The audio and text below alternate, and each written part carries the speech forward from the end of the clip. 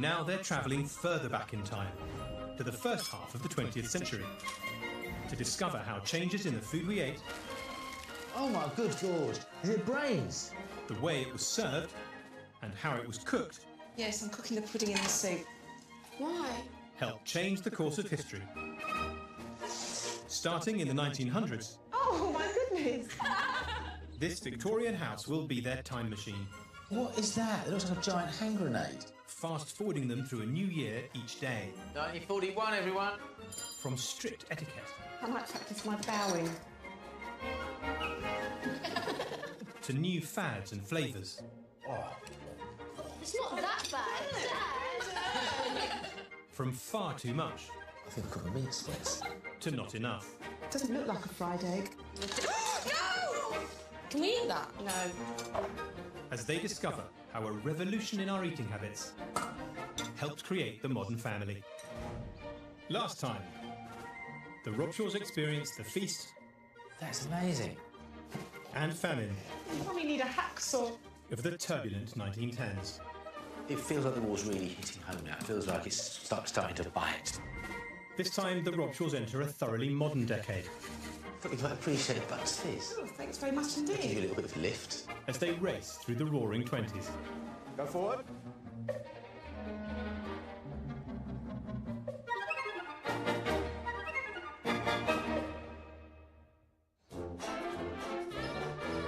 It's a new decade for the Robshaws, the 1920s, and the house has been brought right up to date. The kitchen is leaner, brighter and more modern. What was a parlour is now a stylish dining room. And the formality of previous decades has been replaced by a fashionable family sitting room, now at the front of the house. Social historian Polly Russell and I are back to discover how the 1920s quest for modernity has transformed the house. So, it's not as cluttered as it was with pots and pans and mangles and bits and pieces, is it? Yeah, it's much more sort of streamlined, an emphasis on hygiene, simplicity, ergonomically organised. That's because this is the period where we see the emergence of the modern housewife. She's going to have to produce the food for the family and be in charge. And there were new technologies coming in, things that start to make managing the kitchen easier. But there's one thing that really helps the housewife in this period, and we're going to find that in the larder.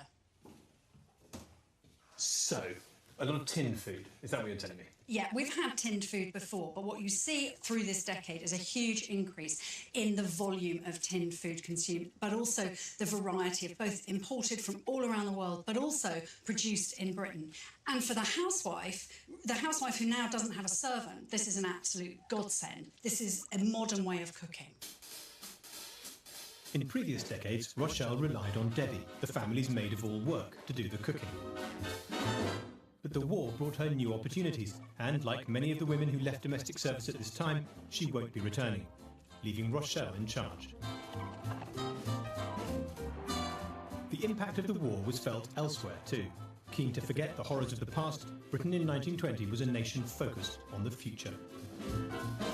With rapidly advancing technology and a loosening of social attitudes, a thirst for all that was new would define this decade. And historical data shows that the food we ate was no exception. What you start to see is much more variety coming into the diet.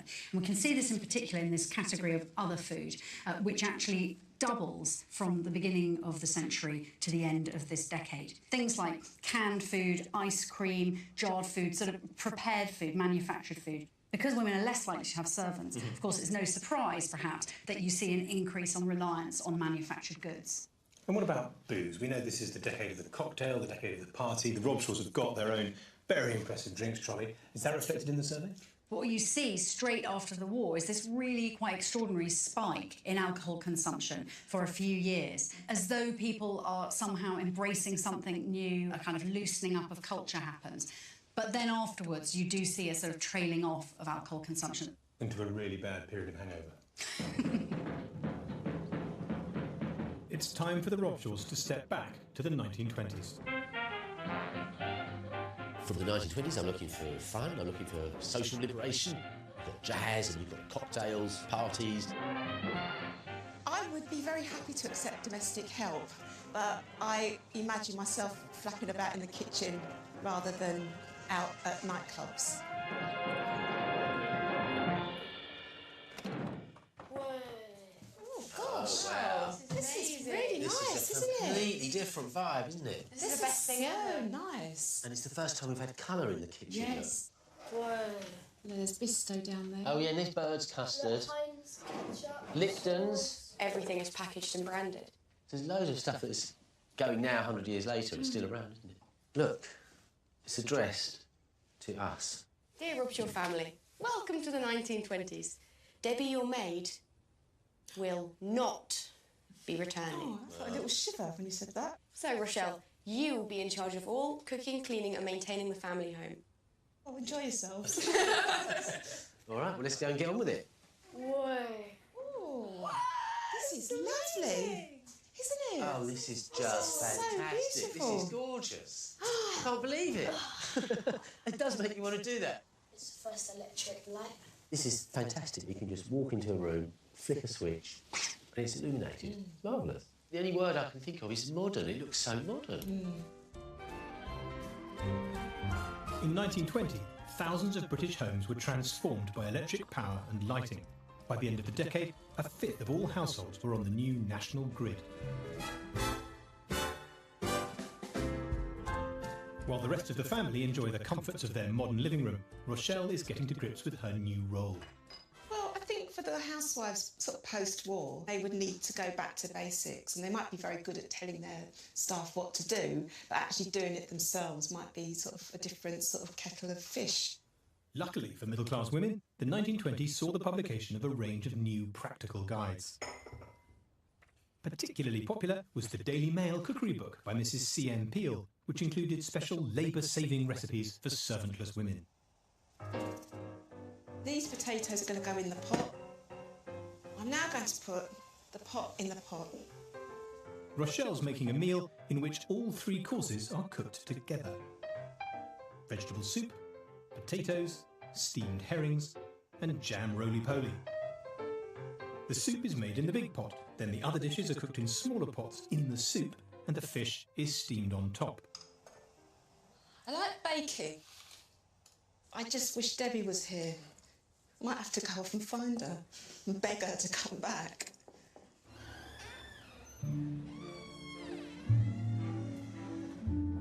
No longer in service with the Robshaws, Debbie is looking for a new job. Businessman, bookkeeper, soldier, mechanic, motor driver. As men returned from the First World War, the government had passed an act encouraging employers to dismiss women from the jobs they'd taken up in wartime. By 1920, unemployment was high, but like many former maids, Debbie doesn't want to return to domestic service. Housekeeper, working cook. Most of the jobs are just domestic help. Obviously, all the rest is for men. I mean, once you've felt a bit of freedom being a land girl, you don't really want to go back to being a servant. You want to carry on doing new things and, I don't know, make life a bit better for yourself. You don't want to, like, regress. While Debbie's on the hunt for a new job, Rochelle's getting used to hers as a housewife. I actually have never made a jam roly-poly. I think this looks absolutely horrible. What's worrying me, if I roll it all the way through, whether the tea towel gets caught up in the roll of it. Oh, God, it's all just sticking to the... This is... I feel like crying. Oh, God, it's just a complete disaster. I don't think I'm going to use a cloth because it's just like... It's just more trouble than it's worth.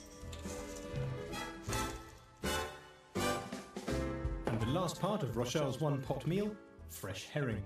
Why would you want to spend your afternoon doing this? There's like a drinks cabinet in the other room. They're steamed on a lid on top of the pot. In the unlikely event that that will cook, we will have some supper. And without a maid, middle-class daughters were expected to pitch in. Miranda, Roz, come and help with the soup. My God, are you cooking the pudding in the soup? Yes, I'm cooking the pudding in the soup. Why? Why like the pudding smell of soup? Taste of soup? Probably, yes. Oh, that's horrible. I was really looking forward to that dessert. No, I'm not. Oh, well, you won't know it once it's out of the pot. No, but it's in the same place as it. We'll taste It's like it. an oven. You can put 2 things in an oven, can't you? That's true. Anyway, should we take that in? Yeah.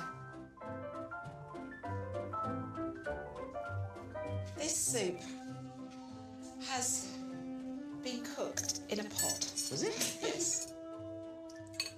It was a little bit tasteless. Thank you, darling. Are you ready for your next course? Certainly am. Whoa. Oh, wow. That looks fantastic. Was this in the pot as well? It was steamed on top of the The pot. fish was steamed on top of the pot. Yeah. Is it labour saving or is it actually hard work doing that? I can't see how it's labour saving. Less washing up at the end of it. No, it's not less washing up because within the pot you have 2 more pots. Last to come out of the pot is the roly-poly pudding.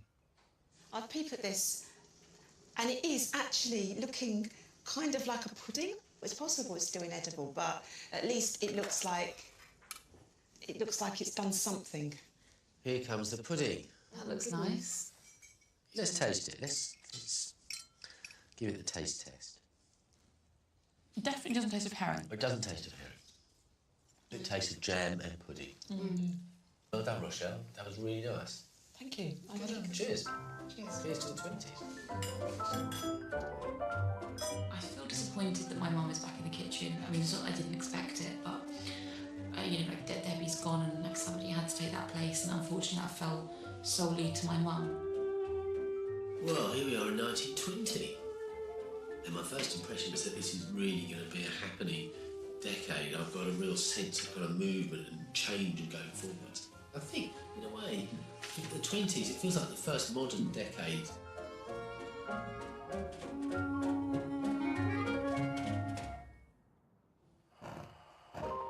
It's a new day for the Robshaws. And that means a new year.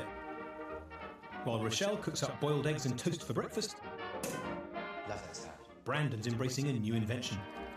Listen to this. That's another nice sound, isn't it? That fizzing of the bubbles. The 1920s saw a spike in alcohol consumption after dropping off in the war due to restrictions on grain and sugar. And in 1921, the bartender of London's glamorous Bucks Club came up with a brand new concoction for those who wanted to start their day with something stronger than tea. Would you like a Bucks Fizz? Cheers. Hi, darling. Look what I've got. Thought you might appreciate a Bucks Fizz. Oh, thanks very much Give you a indeed. little bit of lift. Yeah, it certainly will. Cheers. Thanks for lifting me off the floor. This is any... It's got a tiny amount of orange juice in it. A little bit of orange.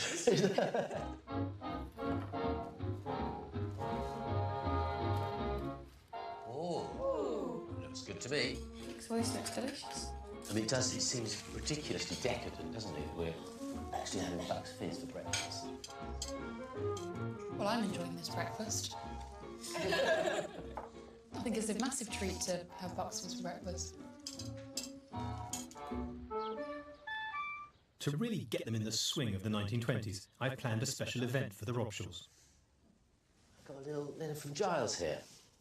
Dear Robshaw family, tonight we're bringing the 1920s jazz scene to your home. Oh, good. Yeah, fine. Yeah. You'll be hosting a cocktail party with food and drinks typically served at the jazz clubs at the time. Yeah, my heart's beating really fast. Really? Sounds great, though. That sounds brilliant, doesn't it? No 20s cocktail party would be complete without a selection of canapes. Rochelle is making egg mayonnaise sandwiches, tomato, salmon paste, and smoked mackerel canapes. I think Miranda really and her friends will probably skip the sandwiches and go straight for the cocktails. Hi, what are you making? Did our creme sandwich? Is that egg mayonnaise sandwich? Yeah, that's it. That is the food menu. Yeah, there's 4 canapes. And that is the cocktail menu. Yeah, 14 cocktails. It's like all drink and a few little nibbles, isn't it? Yeah. I'm off to meet Giles. Right. And I'm going to learn how to make cocktails. Right, we better come back in time then. Enjoy yourselves. I'll see you at the party. Right. Bye. I like a bourbon. In the 1920s, as Britain embraced all things modern, alcohol was no exception, and new American-style cocktails became the drinks for anyone keen to show they were up to the minute. So I'm meeting Brandon at the Bloomsbury Ballroom Bar to research tonight's menu. Good to see you. How are you? Great.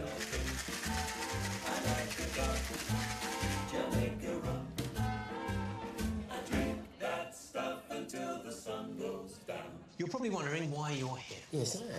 Because I'm going to teach you about cocktails. It's 1921, the war is over, and now there is nothing to do but drink. OK, well, let's drink. We're starting with a gimlet, 1 part lime juice to 4 parts gin, supposedly named after a British Navy doctor who gave it to sailors to prevent them from getting scurvy. There we go. There we go. Look at that, isn't that elegant? Isn't that... So elegant. I see, I think that's beautiful. That is. That is. Can you just dive in? It seems like a decadent thing to do, doesn't it? Just be sitting around in a bar drinking cocktail after cocktail. Well, what's next? We could have something like a bit between the sheets. Absolutely. As new bars and gentlemen's clubs opened up in Britain's cities, and a simple whiskey, wine or port became passé, instead it was all about mixed spirits and a racy name. White rum, Cointreau, and some sort of healthy fruit. Now that's naughty. That's naughty. Even the name of this cocktail, Between the Sheets, that sounds a bit sort of saucy. I mean, you wouldn't have had that in the Edwardian era. People would have been shocked by that. They would have been entirely shocked. So they go on crackers, so that's okay. While Brandon brushes up on his cocktails, Rochelle's finishing off the canapés, often salty or spicy to encourage guests to consume more drinks. Cocktails are the star attraction, so basically the canapé meal is kind of a little side act in the corner. Back in the bar, we're on our 3rd cocktail, a Bloody Mary. That's a salty Bloody Mary. It's salty. So, Fabio, there are so many recipes for a Bloody Mary. What's yours? It's a pinch of salt, pepper, Tabasco, Worcestershire sauce, and equal parts tomato juice and vodka. Apparently, the true defining Bloody Mary has a slice of lemon, and the celery came later. Finally, a mint julep, bourbon, sugar and mint. Thank you very much. Thank you. Enjoy that. It's like brushing your teeth and then gargling with Jack Daniels. Do you think you could make one of these yourself? I might give it a try. I like the fact that not only do you get lots of whiskey inside you, but it kind of freshens your breath at the same time. I just drank the first one a bit too fast and I've got minor brain freeze. This is how the history of cocktails gets written, by people like you and me who don't know anything and have had a couple of drinks.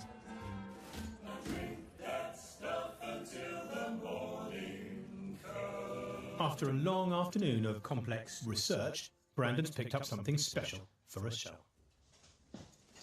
Hello. Hello, Brandon. I'm back. Are you back? Guess what I've got? Well, yeah, put it behind your back. I've got Wow. for you. That's very nice. What have you done? Pleasure. Thanks to new manufacturing technology, Cadbury's Milk Tray made individual chocolates affordable for any middle-class husband who might feel he needed to make things up to his wife. But now it's party time.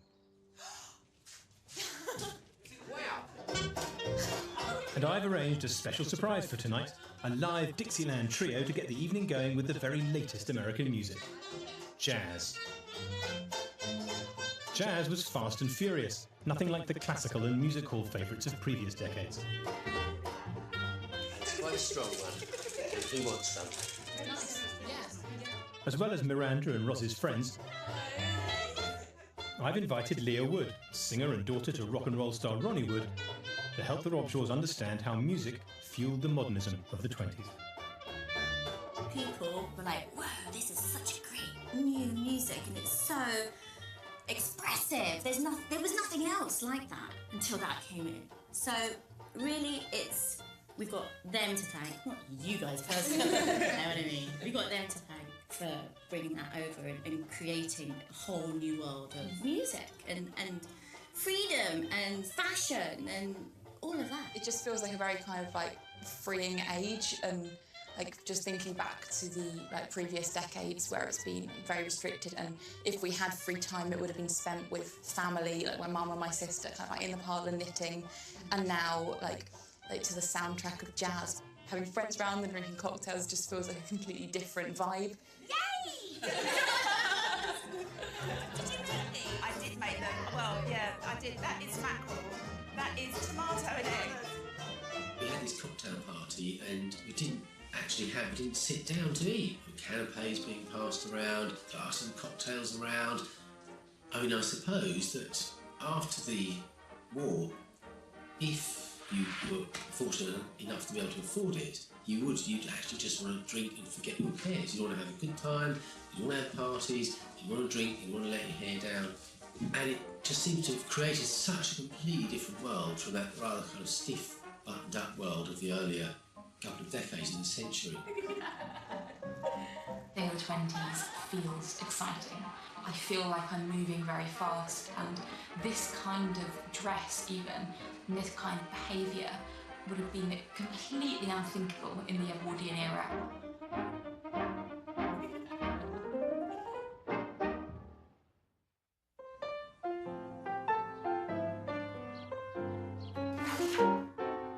It's 1922, and there's a new magazine on Britain's newsstands aimed directly at middle-class women like Rochelle. The Model Housewife, Secrets of Her Success by Viscountess Gladstone. The best time to pluck poultry is when the bird is newly killed and before the flesh has time to stiffen. Now, I wouldn't have known that. It's really interesting to have a magazine like Good Housekeeping. It's like somebody talking to you.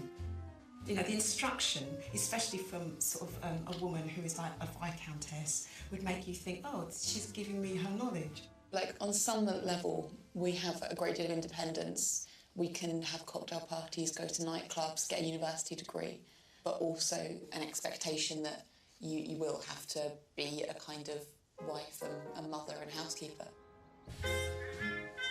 As well as innovative publications, there's also something new in Britain's shops, and Rochelle's off to stock up. The 20s saw an explosion in the variety of tinned produce, sold as a safe and hygienic method of preserving almost any food. At the start of the decade, Britain had 3 canning factories. By 1929, there were 80. Hi. Hi! Hi. I think I know you from somewhere. I think I know you as well. It's nice to see you. You too. You've got yourself a job. Yeah. That's absolutely... I'm moving up in the world. Absolutely fantastic. Debbie's found a job in a local shop, earning much more than she could as a maid. Do you want to come back? Oh, are you missing me? We're missing you very much. You definitely don't want to come back. Okay, 2 tins of potatoes, 2 tins of marrow fat peas, 6 tins of salmon, and some bird's custard. Thank you. I tell you what, Debbie, if I manage to get home with all these tins, I'll make a nice dinner and think of you. Oh, good luck. Okay, Bye. bye.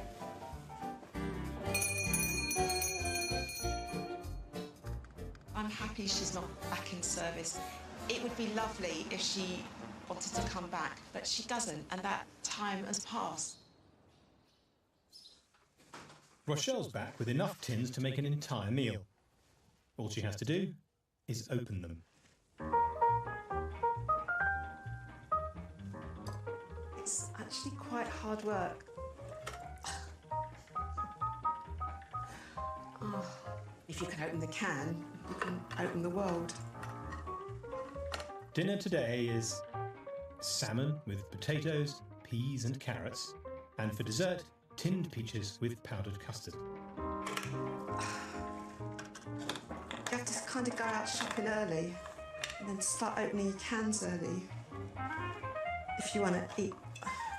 They fill me with a sense of anxiety because if you can't get into it, you're stuck. I think it's probably easier to peel a potato than to open a can. While Rochelle grapples with cutting-edge 1920s technology, Fred's found a convenient food that's a bit easier to open. Smith's Salt and Shake Crisps. Mr. and Mrs. Smith made and sold their new snack from a garage in North London, selling 1,000 packets a week. By the end of the decade, they'd opened 7 factories and created a nation of crisp lovers. We now consume 6 billion bags a year. Rochelle's 20s ready meal has taken minutes to cook. Nothing like the hours Debbie spent preparing elaborate feasts in their Edwardian kitchen. It's fairly no frills.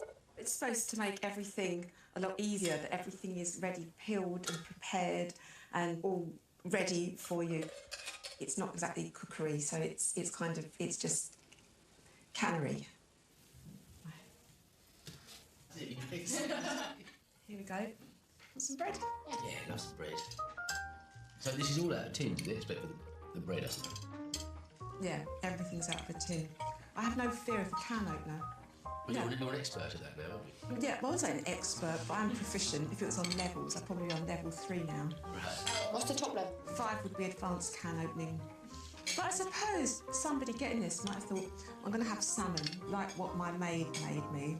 But when it actually comes out, I've got this salmon that is not fish shaped. Yeah, it's been in a tin. Yeah. I don't know if the tinned vegetables work quite so well. So this is all stuff you bought at the shops? Yeah, but you'll never guess who was over the counter.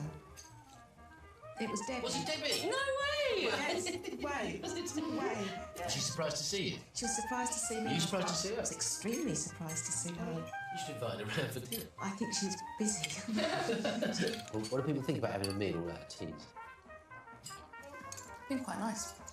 But would you serve this to guests? No. Why not? It's like sort of saying, oh, I really fancy noodles tonight, and then them giving you a pot noodle. Yeah, I suppose so. I didn't dislike the canned dinner. It's not the type of food that Debbie would have served, and if she was still with us, we probably wouldn't be eating an entirely canned meal.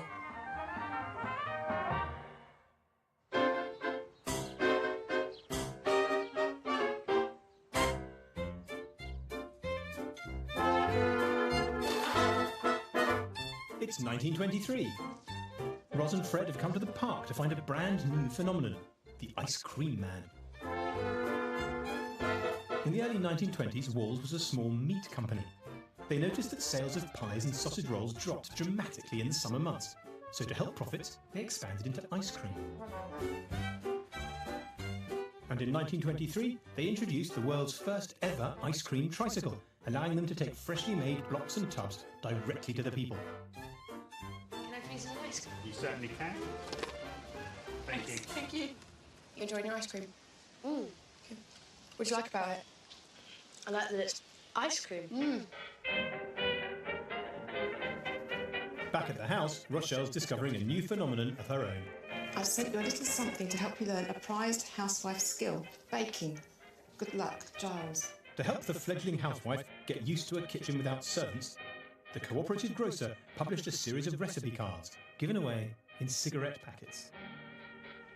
I would have taken out this little card and it would have had a nice little recipe on the back. And then I could have gone into the co-op and bought all my produce. It's quite a good idea. Canny bit of advertising. The recipe for coconut pyramids couldn't be more simple. Half a pound of desiccated coconut and condensed milk. It's not too difficult, so any housewife who's a little bit nervous would be best starting off with this one, I reckon. Then you have to get 2 forks together and somehow create a pyramid using forks, which is obviously not what the ancient Egyptians did. Well, that's not very good, is it? I've forgotten what a pyramid looks like. But everyone in the 20s would have known. The discovery of Tutankhamun's tomb in 1922 by British archaeologist Howard Carter captured the world's imagination and sparked a mania for all things Egyptian. Music, art and culture all fell under the spell of Egyptomania, and baking was no exception. It's very hot in the desert. Yeah, they do look a bit well done. I'm hoping my family will be polite and accept them for what they are. Oh. What are these? They're coconut pyramids. They've been burnt. No, they are very sort of well Singed. done. So caramelised. Caramelised. Would you like one? Yes, please. Do you want to put them down? All right. Down, and then people can just stick themselves in. These are nice. They're good. I think they're nice with the caramelised topping. Yeah. Good, thank you. Tea really tastes good when you just had a cake. Have another one then. All right, don't mind if I do. They're delicious. They tasted great. And in fact, we all wanted more, didn't we? So. Yes. Unfortunately, the presentation is a 5.63.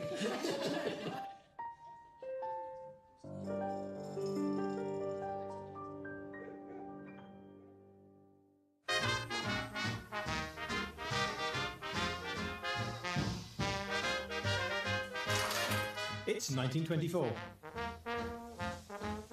This year saw the arrival of Kellogg's Cornflakes from America. The company opened its first factory in the UK, and our love affair with the convenience of breakfast cereals truly took off. There's no preparation. All I have to do is tip it out of the box and into the bowl. At the time, I was probably cutting-edge cereal. They would have seemed very different, wouldn't they, from toast and marmalade or boiled eggs? I never eat cornflakes. No, never ever eat them. But if you've never had anything like this before, it would feel like a completely different type of breakfast, wouldn't it? Yeah. Would this keep you going all day at the office? Not sure about that. I think it'll get you to the station, all right. You get like a butty or something. Cornflakes aren't the only new arrival in the house. Brandon's taken delivery of some state-of-the-art technology. The 1920s was a decade of breakthroughs. New radio technology meant that live broadcasts could be heard in the homes of ordinary British families for the very first time. And a brand new corporation had been formed, the BBC.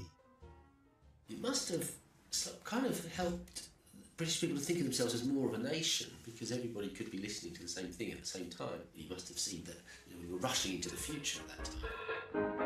And Rochelle's got her hands on her own technological innovation, Pyrex. The experienced housekeeper or the young wife have only to become acquainted with the possibilities of Pyrex to refuse to return to the drudgery of old-fashioned methods. Initially imported from the United States, by 1924 it was being produced in Britain. The oven-proof glassware was marketed directly at housewives keen to find culinary shortcuts. This is modern. In this, I can cook, I can put it in the oven, take it out of the oven, and then I can bring it to the table. And it's transparent. Imagine that, actually seeing your food sort of cook all the way through. Well, now you have no excuse if it goes wrong. I would have an excuse if it goes wrong. What will it be? Yeah, yeah. Rochelle is preparing a 3-course meal, following recipes from the Pyrex Modern Cookery Book. Ham and potato hot pot, celery hot pot, and cabinet pudding. The dishes spread heat more evenly, helping to reduce cooking time. And Pyrex's modern, forward-thinking design meant housewives could bring them straight to the table, doing away with separate serving dishes altogether. Now everything is visible. It just gives a kind of like a wow factor to the hot pot. They look a bit burnt now, so you can't even see it. It's not burnt, it is the lid of the Pyrex pot. See? Look, it goes brown. They don't tell you that, do they? What big chunks of ham? They look good to me. Thank you.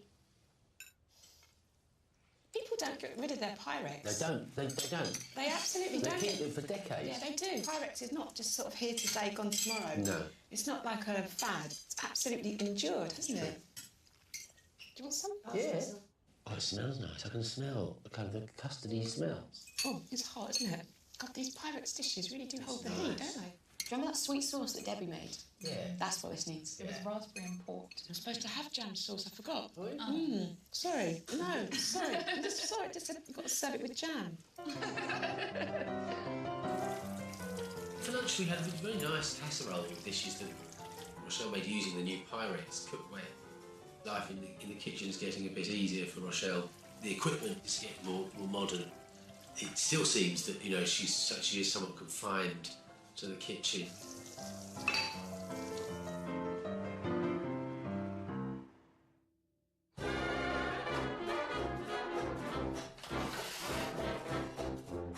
The Robshaws are halfway through the decade, and bars and nightclubs in Britain's cities are thriving. New licensing laws mean they can stay open later, as long as they offer something to eat alongside the dancing and champagne.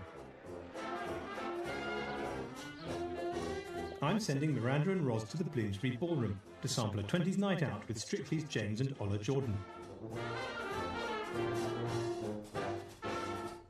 Cheers. Cheers. But James and Ola are here for one reason only. Okay, guys, let's go in Charleston.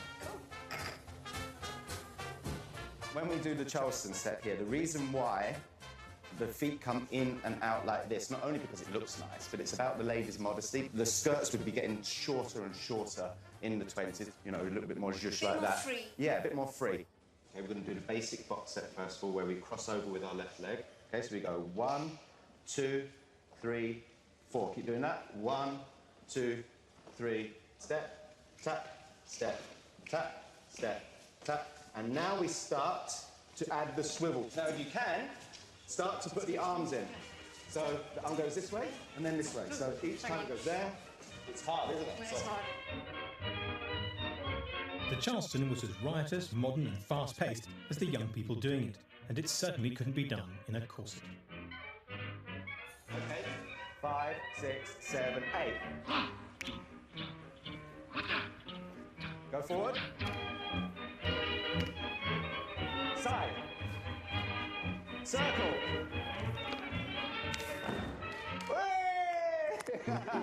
But nightclubs weren't the only places to try something new. Aspiring middle-class housewives had their own group of trendsetters to follow in the 20s. Virginia Woolf and her Bloomsbury set. As well as transforming literature, their cosmopolitan palettes were also very influential. Rochelle's preparing a dinner party based on a menu cooked by fashionable painter Dora Carrington. If Virginia Woolf and her Bloomsbury set wanted to write a cookbook, they would probably put in a recipe like this today. We have that same fascination with groups of people who we perceive as being better than us, who have a better lifestyle than us. Catering to the exotic tastes of the group, she's making sardines on toast, chicken with fennel and tomato, risotto with almonds and pimentos, and creme brulee. It's kind of an expensive menu. I mean, you've got something like fennel and saffron, which is an expensive spice to add in. It tastes different. It doesn't taste like roast beef and Yorkshire pudding. Meanwhile, the girls perfect their moves. Guys, could you come up as partners, please? Thank you. These are your partners. We're going to try a lift. 5, 6, 7, 8. 1, 2, in you come and jump. Around the back. Kick the legs. We turn. And put the girls down. There we go. Easy. Okay, guys. 5, 6, 7, 8. I can't imagine our parents coming out to dance like this. Previously, you have been very kind of restricted in terms of morality and like what you're allowed to do. It's kind of flirtatious. It's kind of got this like edge to it and this sort of cheekiness, and like, it's really easy to see why it appealed to young women.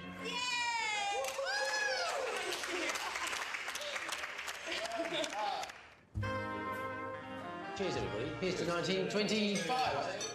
Back at the house, the guests have arrived for Rochelle and Brandon's Bloomsbury-inspired dinner party. Isn't that beautiful? Virginia Woolf had Nellie, her cook, so Virginia didn't have to do any cooking. So all she had to do was just sit about writing her books. Let's toast Nellie. Raise your glass to toast Nellie. Yeah. And Rochelle. And Virginia. Those are excellent carrots. I do really like it. I think this is really good. And now it's possible to get saffron and garlic and parmesan. Oh la la. What have we got here? This is a risotto. Yeah, that's very Italian. Oh, lovely. Doesn't that look delicious? It does feel like a very, very modern decade. To be sit about having the luxury to sit and chat. And would I give this up easily? No, sorry. No.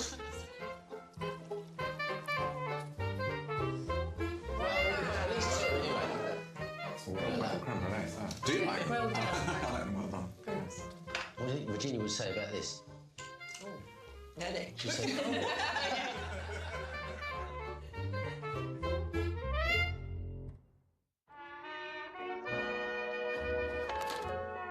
It's 1926, and Britain's economy is faltering. Demand for British coal was falling, and miners were threatened with a cut in pay. and longer working hours. A miners' dispute escalated, and Britain experienced its first and only general strike as thousands of workers came out in solidarity. So the headline I've got here in the British Gazette is First Day of Great Strike. This is May the 5th, 1926. The line they're taking is basically that people just carry on regardless with true British determination. Londoners trek to work. On foot, squeezed into cars, standing in vans, riding pillion, London came yesterday morning doggedly and cheerfully to work. The printers were also on strike, and for many, the only news available was an emergency newspaper published by the government. You're not going to get a balanced picture if there's only one newspaper publishing that's come out in defiance of the strike. It is a sign of how divided the nation was.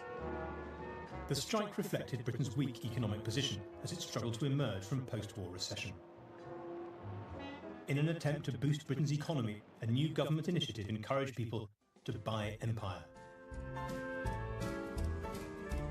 Doing their patriotic bit, Brandon and Rochelle are off out for a colonial lunch. No, thank you. Hello, Polly. Oh, so nice to see you. Hey, welcome. I'm thrilled you're here. In 1926, take a seat, come and join me. We're here in this fabulous restaurant. It was opened in 1926 by a man called Edward Palmer and an Indian princess. So you had this Anglo-Indian heritage. Edward Palmer brought over Indian cooks and Indian waiters so that the sort of look of this place would have been very authentic, and so that it felt like you were having a taste of India. You can imagine that you're in some kind of gentleman's club in Calcutta sitting here. I think that's why Veeraswamy, setting this up in 1926 is a really sort of savvy move, sort of capitalising on Britain's relationship with India. And I think that people would have been curious and also would have wanted to have shown their sort of sophistication of being open-minded. Previously, Indian restaurants had mainly catered to their own immigrant community. But Veeraswamy, with its Anglo-Asian ownership, was aimed at middle-class white Britons keen to support Britain's empire and taste the flavours of the Raj. What I've got here is this menu, which is fantastic because this menu shows us what was being served in this restaurant in 1926. I've taken the liberty of ordering for you. While Brandon tries a 20s-style curry, Rochelle is having cod in parsley sauce. Yours looks a lot more interesting than my bit of fish and parsley sauce. It's kind of like a gendered menu. It's sort of like male India and female fish. For the ladies, yes. What this reflects is actually that it was more likely that Brandon may have spent time in India and might have been familiar with Indian food. We as ladies may not have been out in India, that this may have been very new to us and our palates wouldn't be used to Indian food, so that the menu had these European dishes as well, and so we're having cod and parsley sauce. The hotter the curry you can eat, the more of a man you are, and that is true. I think that curry must have seemed like a taste that was completely different for the middle classes, and just this whole taste of the exotic. Cheers to Indian food then. Cheers, Polly. Cheers. Thanks a lot.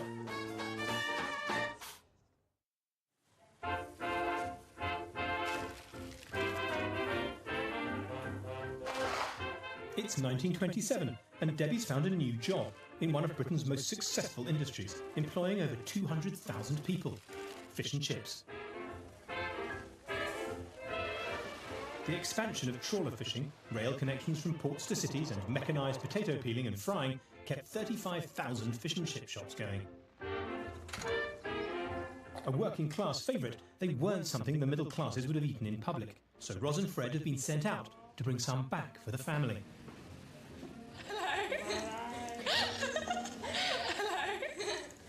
Can I have 5 large cods and chips, please? Yeah, okay, that's it. Thanks. Okay, thanks. Do you feel like free now? Kind of freer, yeah. Here I still get to cook, and I kind of enjoyed that bit. Like when I was a servant, I liked to cook for you guys. It was just like before I was just in your house all the time, like, on my own when you guys went out. And I think that a girl in the 1920s would probably pick a job like this over servanting. And you can feel like you're doing something like for yourself. You've chosen to work in a fish and chip shop, and it's not like someone said, now you have to cook this dinner, and you're like, okay. Yeah, it is a bit like that actually. Hi, it was lovely to see you. Yeah, and you. Say hello to the rest of the family. Oh. Bye. In the privacy of their own homes, families like the Robshaws were happy to indulge in Britain's favourite takeaway. I can imagine a middle-class family in 1927 having this they'd think it was a kind of bit of a joke. Aren't we a little bit bohemian? Really? Yeah. Do you think we would have closed the curtains? Even in looking at our modern lives, Yeah. you're slightly embarrassed about having a takeaway. Do you know what I mean? Well, I like fish and chips. I love fish and chips. I suppose to have fish and chips would be great because you think I don't have to cook this at all. It also substantially cuts down on the washing up because there's no pots and pans. Guess who we met in the fish and chip shop? Giles. No. Debbie. Yes! So how was she? How was she doing? She was good. She looked like she really enjoyed it. She looked really happy to see her. Does she want to come back? Tell her I could improve her hours. She don't want to come back, Mum. And for dessert, there's a new sweet treat launched in 1927. Hey. Yeah. Was that Jaffa cakes? It could be. It could well be. Now, almost 2,000 Jaffa cakes are made every minute, but they've always had a controversial status. I was always very firm in my belief that they were biscuits, but I know that they're not. Shall I tell you how? Yeah. So the definition of a cake is it goes hard when it's stale and a biscuit goes soft when it's stale. Those go hard when they're stale, so they are cakes. So they are cakes? They are cakes. In 1991, the matter was put to rest. They were declared to be cakes and so free of VAT. Sweets and treats and fast food has now been more noticeable, definitely. We had the Jaffa cakes, which were not a biscuit, but they weren't a cake.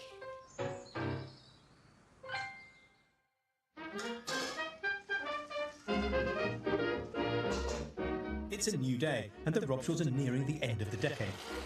1928 saw the passing of the Equal Franchise Act, finally giving all women over 21 the right to vote. I mean, when you think 1928, I mean, that's not that long ago. Now, women were considered to be equal citizens. 250 women, many of them former activists, gathered at London's Cecil Hotel to celebrate the event and eat a commemorative victory breakfast. It's a women power breakfast at the start of what they would hope would be a sense of them being equal to men. All right, now go away and think about your freedom. Okay. Or lay on the table. Or just, yeah, thank you.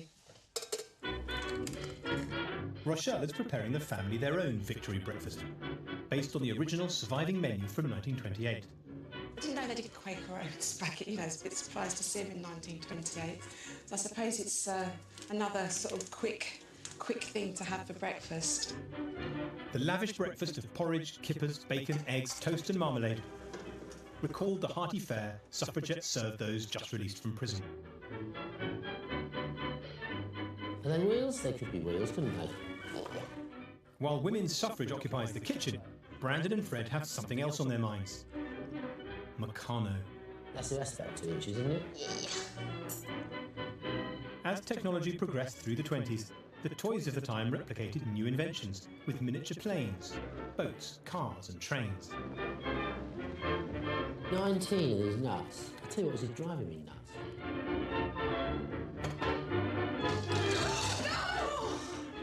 Can we eat that? No.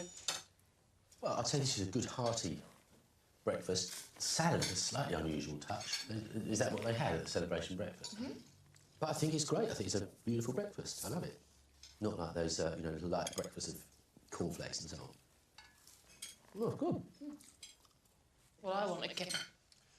Well, you've got something to celebrate, haven't you? You'd have had the boat because you're over 30. Only just, obviously. It makes a difference to these two, really. I think it would have felt like a real triumph and a real, step forward for women. Well, here's to the Equal Franchise Act. Well done, ladies. Go women.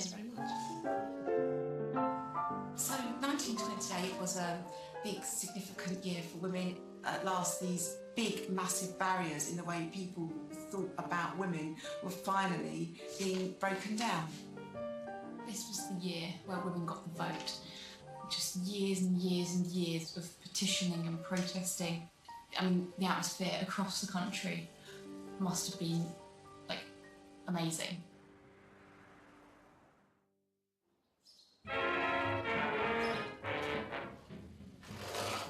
It's 1929, and to celebrate, the Robshaws are preparing a party to mark the end of the decade. As Brandon prepares the cocktails, Miranda pours the perfect party snack, introduced just this year. Twiglets. It actually says here, for cocktail parties. For cocktail parties? Well, they're perfect, aren't they? We've had Marmite for decades, haven't we? And it took until now for somebody to hit on the idea of putting Marmite on these little wheaty sticks. Rochelle's in the kitchen, making a vanilla slice for tonight's party. It's food that is fun rather than food that is for nutrition or purpose. We've kind of perfected the food that goes with the cocktail. On a special occasion like this, as many middle-class housewives did, she's hired in some help. Well, I'm constructing banana sandwiches. Oh, So, okay. yeah, a bit unusual for a cocktail party, but I just think that maybe if people had a few drinks, I might fancy a banana sandwich. It actually sounds like something you'd have after a few drinks, doesn't it? Yeah, a banana sandwich. But as the Robshaws prepare for their party, a seismic economic event this year will have wide repercussions. The Wall Street crash wiped millions off the American stock market and plunged the world into recession. Its effects wouldn't be felt yet by middle-class British families who were able to carry on regardless, in true 1920s style. Have you seen the well-to-do upon Lennox Avenue? On that famous thoroughfare with their noses in the air. Would you like any Singapore sling? White fashion 15. Polly and I are back to join the party and find out all about the Robshaws' roaring 20s. Hello, Polly. Hi. Hello, Nice to Giles. see you. How are you? This all looks very exciting. I'm just pouring out Singapore slings here. So what can I get you two? I've mixed up a dry martini already and this Singapore sling. Dry martini, that sounds great. Dry martini. Thank you. There you go. Thank you very much.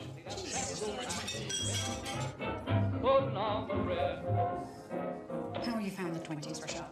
Well, at the beginning of the decade, I was sort of slightly anxious because Debbie had gone, and I did think, what am I going to be doing in that kitchen? But as I sort of found out, there were cookbooks, there was sort of Good Housekeeping magazines, and it was simplified, so it was for the new housewife. Basically, the 20s was a champ's decade. Yes, I've got that lovely drinks trolley, all these gleaming bottles on it, and I can mix things up and add different quantities and shake it up in the shaker. It's a lovely, lovely ritual when 6 o'clock rolls around. It's basically a quite simple life these days.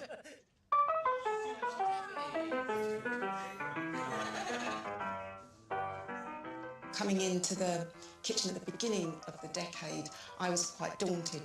But because of the introduction of new convenience foods, the whole process was that much simpler. It sort of spins into sort of a modern take on easier eating.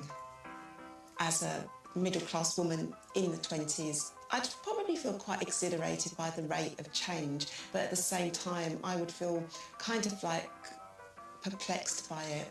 Maybe possibly find sanctuary in the kitchen. It might be moving too fast for me. I found the 20s a massive amount of fun. There have been quite a few evenings where the main focus of the event is different types of drinks and the food is kind of like an afterthought, and I've just had a whale of a time. I really enjoyed the jazz party, the music of this era. It's been like the soundtrack to our freedom. I think if I actually had been my age in the 20s, it would have been a really exciting decade. Learning how to Charleston, that was just so brilliant, I think. It was just so much fun. I've got to say I've enjoyed the 20s immensely. You know, I love the greater variety of the food. The cooking has got more diverse. We've got a radio set, we've got a modern record player, we have electric light. It really does feel as if we've come into the modern age. The Robshaws began the decade drinking and partying to forget the horrors of war. They're drinking again, but this time it's to get over the woes of economic slump. Along the way, Rochelle has found that social upheaval has deprived of her staff, and she's set to become a housekeeper for the first time. But luckily for Miranda and Roz, there is hope, it seems, of a more exciting future. Well, I can't help feeling about the 20s, and this, of course, is with hindsight, because we know it's a period of calm in between two wars.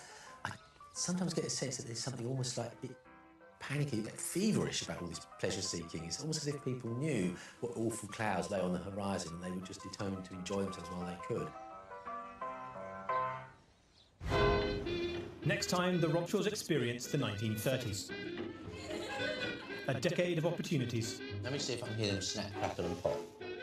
That was stopped in its tracks. That looks like something out of a nightmare.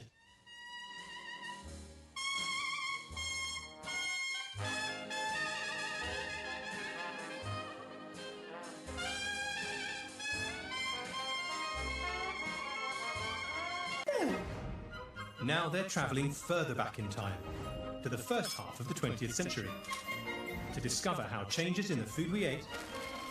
Oh my good God, is it brains? ...the way it was served, and how it was cooked... Yes, I'm cooking the pudding in the soup. Why? ...helped change the course of history. Starting in the 1900s... Oh my goodness! This Victorian house will be their time machine. What is that? It looks like a giant hand grenade. Fast-forwarding them through a new year each day. 1941, everyone. From strict etiquette... I might practice my bowing. ...to new fads and flavours. Oh. It's not that bad, Dad! From far too much... I think I've got a meat sweats. ...to not enough. Doesn't look like a fried egg. No! Can we eat that? No. As they discover how a revolution in our eating habits helped create the modern family. Last time, the Robshaws experienced the feast... That's amazing. ...and famine... You probably need a hacksaw. ...of the turbulent 1910s. It feels like the war's really hitting home now. It feels like it's starting to bite. This time, the Robshaws enter a thoroughly modern decade. But you might appreciate Bucks Fizz. Oh, thanks very much indeed. Give you a little bit of a lift. As they race through the roaring 20s. Go forward.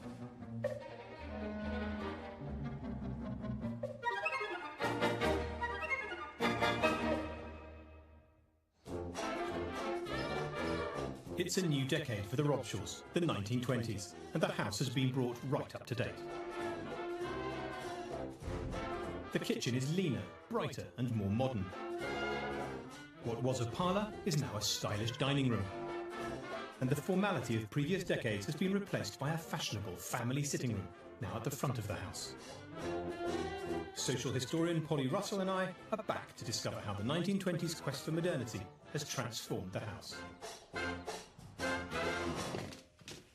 So, it's not as cluttered as it was with pots and pans and mangles and bits and pieces, is it? Yeah, it's much more sort of streamlined, an emphasis on hygiene, simplicity, ergonomically organised. That's because this is the period where we see the emergence of the modern housewife. She's going to have to produce the food for the family and be in charge. And there were new technologies coming in, things that start to make managing the kitchen easier. But there's one thing that really helps the housewife in this period, and we're going to find that in the larder. So, a lot of tinned food, is that what you're telling me? Yeah, we've had tinned food before, but what you see through this decade is a huge increase in the volume of tinned food consumed, but also the variety of both imported from all around the world, but also produced in Britain. And for the housewife who now doesn't have a servant, this is an absolute godsend. This is a modern way of cooking. In previous decades, Rochelle relied on Debbie, the family's maid of all work, to do the cooking. But the war brought her new opportunities, and like many of the women who left domestic service at this time, she won't be returning, leaving Rochelle in charge. The impact of the war was felt elsewhere too. Keen to forget the horrors of the past, Britain in 1920 was a nation focused on the future. With rapidly advancing technology and a loosening of social attitudes, a thirst for all that was new would define this decade. And historical data shows that the food we ate was no exception. What you start to see is much more variety coming into the diet. And we can see this in particular in this category of other food, which actually doubles from the beginning of the century to the end of this decade. Things like canned food, ice cream, jarred food, sort of prepared food, manufactured food. Because women are less likely to have servants, of course, it's no surprise, perhaps, that you see an increase on reliance on manufactured goods. And what about booze? We know this is the decade of the cocktail, the decade of the party. The Robshaws have got their own very impressive drinks trolley. Is that reflected in the survey? What you see straight after the war is this really quite extraordinary spike in alcohol consumption for a few years, as though people are somehow embracing something new, a kind of loosening up of culture happens. But then afterwards, you do see a sort of trailing off of alcohol consumption. Into a really bad period of hangover. It's time for the Robshaws to step back to the 1920s. From the 1920s, I'm looking for fun, I'm looking for social liberation. You've got jazz and you've got cocktails, parties. I I would be very happy to accept domestic help, but I imagine myself flapping about in the kitchen rather than out at nightclubs.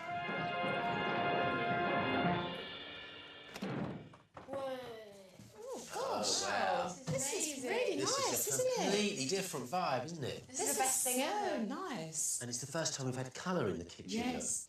Whoa. There's Bisto down there. Oh yeah, and this bird's custard. Lipton's. Everything is packaged and branded. There's loads of stuff that's going now 100 years later. It's still around, isn't it? Look, it's addressed to us. Dear Robshaw family, welcome to the 1920s. Debbie, your maid, will not be returning. Oh, I felt a little shiver when you said that. So, Rochelle, you will be in charge of all cooking, cleaning and maintaining the family home. Oh, enjoy yourselves. All right, well, let's go and get on with it. Whoa. Oh, this is lovely, isn't it? Oh, this is just is so fantastic. beautiful. This is gorgeous. I can't believe it. It does make you want to do that. It's the first electric light. This is fantastic. You can just walk into a room, flick a switch, and it's illuminated. It's marvellous. The only word I can think of is modern. It looks so modern. In 1920, thousands of British homes were transformed by electric power and lighting. By the end of the decade, a fifth of all households were on the new national grid. While the rest of the family enjoy the comforts of their modern living room, Rochelle is getting to grips with her new role. Well, I think for the housewives sort of post-war, they would need to go back to basics, and they might be very good at telling their staff what to do, but actually doing it themselves might be sort of a different sort of kettle of fish.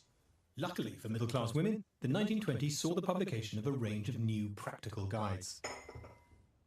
Particularly popular was the Daily Mail cookery book by Mrs. C.M. Peel, which included special labour-saving recipes for servantless women. These potatoes are going to go in the pot. I'm now going to put the pot in the pot. Rochelle's making a meal in which all three courses are cooked together. Vegetable soup, potatoes, steamed herrings, and jam roly-poly. The soup is made in the big pot, then the other dishes are cooked in smaller pots in the soup, and the fish is steamed on top. I like baking. I just wish Debbie was here. Might have to go off and find her and beg her to come back.